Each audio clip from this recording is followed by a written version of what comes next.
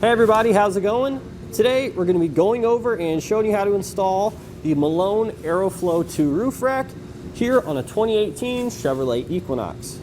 So for starters, this roof rack here is going to be specifically designed for models with the raised side rails, which is what this particular one has here. And you can easily distinguish the raised side rails because there's going to be a gap between the bottom of the rail and the top of the roof. Now, the reason we need to point that out is because there's a couple different roof configurations here for the Equinox. We have models with a bare roof, and we also have models with those flush side rails in which there isn't a space between the bottom side of the bar and the top of the roof. And if you have one of those, that's totally fine. We still have some roof rack options for you. Just make sure you go ahead and check out our fit guide. But unfortunately, this one here is going to be specifically designed for the models with the raised side rails. So this system here has what are called aero crossbars. Now, aero crossbars are great. They're probably the best type of crossbar on the market if you ask me. Some of the other ones are the square bars and the round bars. And all those do work well. They create a lot of drag, and they can also get pretty noisy when you're out on the highway.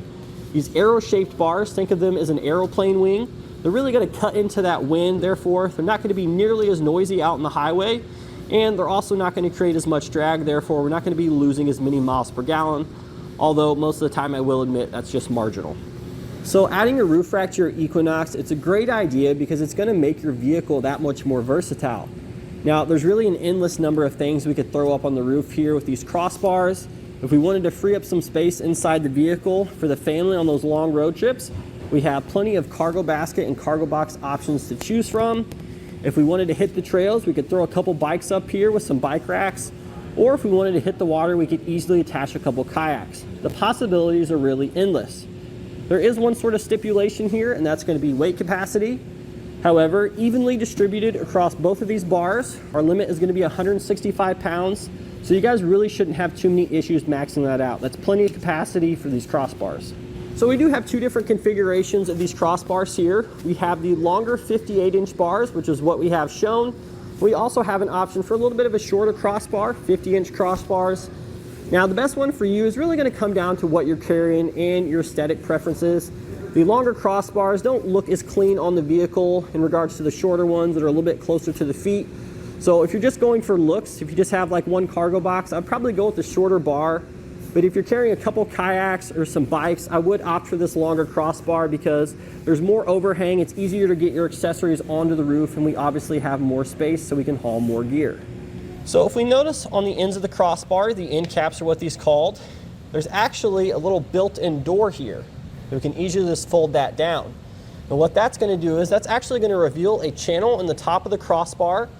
So most of your roof-mounted accessories are just going to use some wraparound clamps, and those will work great with these bars. They're a standard size, so you won't have any issues.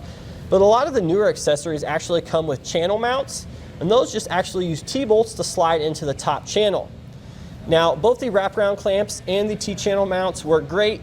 The T-channel mounts, however, are a little bit easier to secure. You don't have to worry about tightening one side, jumping back to the other. Usually a lot of them use U-bolts, so if you have a particular carrier with the channel mounted capability, you're going to be able to utilize that here with this roof rack. So last but not least, you're going to see we have built-in lock cores on each of our 4 towers. And what this does is it provides us security. That way we don't have to worry about someone coming up and removing the roof rack from the vehicle there. You will need a key for each of these in order to remove everything. It's going to be one key for all 4 corners, so you don't have to worry about carrying around multiple keys. So to start your installation, we're just going to loosely adjust the feet within the channel of the crossbar here, just to sort of eyeball the spacing we need to have in order to clamp onto the side rails. So it doesn't need to be precise or anything, just sort of eyeball them. About here should be good. Now we're going to take our crossbar assembly, we're going to go ahead and set it on the vehicle. So for this rear crossbar here, you have a pretty good range that you can set this within, whereas the front one, there's really only a few inches if you mount it all the way up. So the rear one, we can kind of position more forward or more backward. It's really going to come down to what we're going to be carrying. For example, if we have a kayak, we probably wouldn't want the kayak to be spaced or positioned too far to the front of the vehicle. We don't want a ton of overhang. We also need to keep into consideration the carrier we're going to be using, because a lot of those actually have requirements in regards to the spread. And what they mean by that is the distance from the center of the front crossbar to the center of the rear. But with that being said, we're just going to pick a location that we think works best. And once that's done, we'll go ahead, line up our crossbar a little bit more But now what we're going to do is we're going to take our key here. What we're going to do is we're going to stick it into the end of the locking end cap, and we're going to remove that end cap. So one of the two sides here is going to have an Allen key in the end cap. They're both going to have a lock core. One of them is just going to be a blank. One of them is going to have the Allen key. So what the Allen key is going to do is there's going to be an Allen bolt in the end of the foot that we're going to insert that Allen key into, and by loosening this Allen bolt, we're going to be expanding the jaws, and by tightening it, we're going to be tightening the jaws to grab onto the rail. So as you can see here, we're not quite seated all the way down, so I need to go ahead and take our tool here so I can loosen that Allen bolt. And again, that's going to expand the claws, rather, whatever you want to call them, so it can sit down on the crossbar a little bit better. You want to be careful though when you're placing the jaws over the rail there, because there's some rubber inside, and you want to make sure that that stays relatively conformed to the shape of the foot here. You don't want to crumple that down there and compress it. We have a little lip on the bottom here, so you want to make sure that that stays nice and conformed to the foot there. You don't want to bunch it up, so to speak. But I've got it pretty loose now. We should be able to plop it straight down. And as we can see there, the rubber is nice and conformed to the bottom of the bar there and the foot. It's not crumpled up there per se. But now that I've got this side on, we're going to jump over to the other side and pretty much just do that same thing. So we've got the other side on here.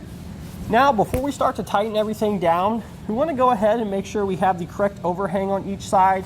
And by correct, I just mean even. If we wanted to, we could get out a tape measure here and measure from this point to the outside edge of the crossbar and just make sure that's even on both sides.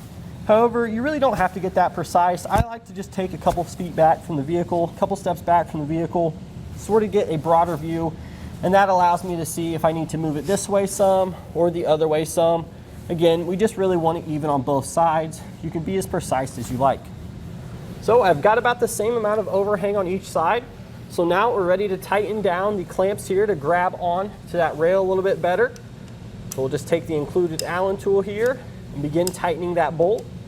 There isn't any sort of torque specifications for this here. We're going to be doing most of this by feel, and every so often we're also going to grab a hold of the crossbar and just try to move it on the rail, see how much play we have. You can see here there's quite a bit of movement, so we're going to continue tightening it down until it has a nice firm hold on there, but we don't want to tighten too much. We could break the mechanism, strip the screw, or deform our rail. But I really don't think that's going to be too big of an issue for you guys. Just use common sense here. If you feel too much resistance, back off and check fit on the rail by just giving it a nice little wiggle.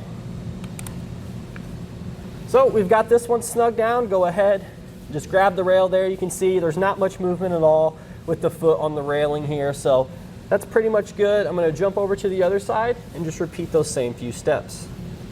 So I've got both sides tight. So what I'm going to do now, I'm going to take my end cap, whether or not you have the tool, this doesn't matter. It'll be the same on both sides. Just go ahead and press that into place. Take your key here, lock it, and now it can't come out.